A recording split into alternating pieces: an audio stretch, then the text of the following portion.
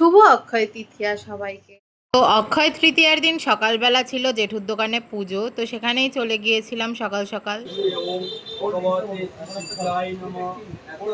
আর এই হলো আমার জেঠু। তুমি যদি গয়েশপুরবাসী হয়ে থাকো তো আমার জেঠুকে অবশ্যই চিনবে। তো সকালে আর খুব একটা ভিডিও করা হয়নি, ডাইরেক্ট চলে যাচ্ছি রাতের গল্পে। শুভ অক্ষয় তৃতীয়া সবাইকে। এখন আমি যাচ্ছি হালখাতার জন্য। আর এই যে আমার 2 দিন স্কিন ভালো থাকলে আমি নিজেই নিজেকে নজর দিয়ে দিই, যার জন্য এই যে উঠে গিয়েছেন একটা। তো যাই হোক, নতুন জামা যেটা নববর্ষে ভেঙেছি এটাই পরলাম।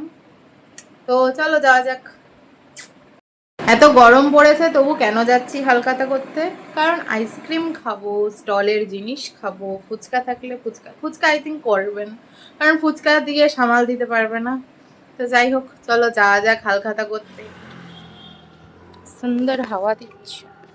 এদিন আমাদের 2টো হালখাতা ছিল, তার মধ্যে একটাই আমরা সবাই মিলে গিয়েছিলাম, আর সেটা ছিল আমার জেঠুর দোকানের পাশেই রতন কাকুর দোকানে। আমার মা, দিদি আর দাদা আগেই চলে গিয়েছিল, আমি একটু লেট করে গিয়েছিলাম। আর গিয়ে তো দেখছি এদের অলরেডি একটা আইসক্রিম শেষও হয়ে গিয়েছে। দিদু আমাকে ছেড়ে আইসক্রিম খেয়ে নিয়েছে। আমি খাইনি গাইস, মিথ্যা কথা বলছি। আমার বোন ও খায়নি? না। কেন? আমি খেয়েছি। এইটাই তো আমার। ও শরবত খেয়েছে? হ্যাঁ।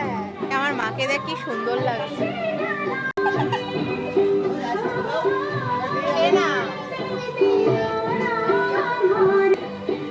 আমার মানে আমারে আরে হাসো একটু। বাবা হাত পুরো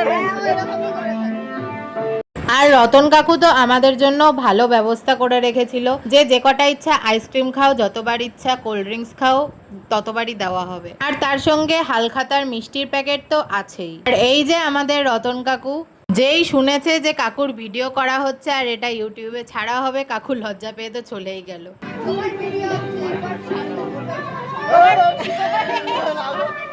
আর এই হলো কাকুর মিষ্টির প্যাকেট।